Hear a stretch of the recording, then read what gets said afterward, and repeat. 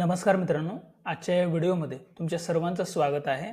आज मी तुम्हाला farmer आयडीचं status online कसं पाहायचं याविषयी सविस्तर अशी माहिती सांगणार आहे।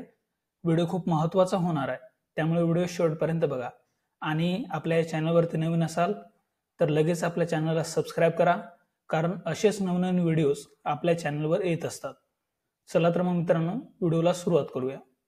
तर बघा, सुरुवातीला तुम्हाला गुगलवर जायचं आहे आणि त्या ठिकाणी सर्च करायचं आहे agristack.co आणि एंटर दाबायचं आहे।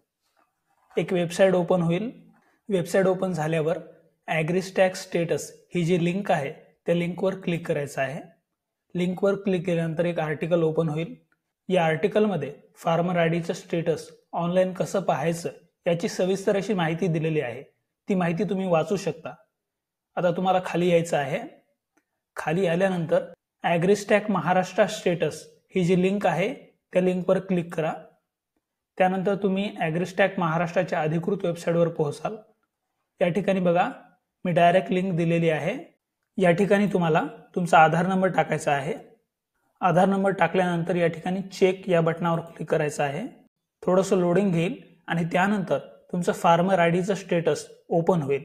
या ठिकाणी तुम्ही पाहू शकता तुमची फार्मर आयडी येथे दिसेल आणि त्यानंतर अप्रूव्हल स्टेटसमध्ये या ठिकाणी पेंडिंग दाखवत आहे, तसंच तुमचं स्टेटस या ठिकाणी दाखवेल आणि त्यानंतर farmer name, report enrolment date अशा सर्व माहिती या ठिकाणी दिसेल।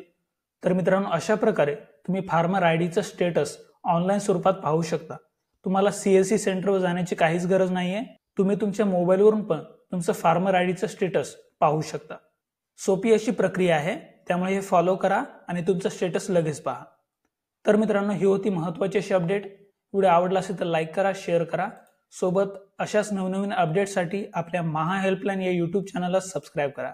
धन्यवाद।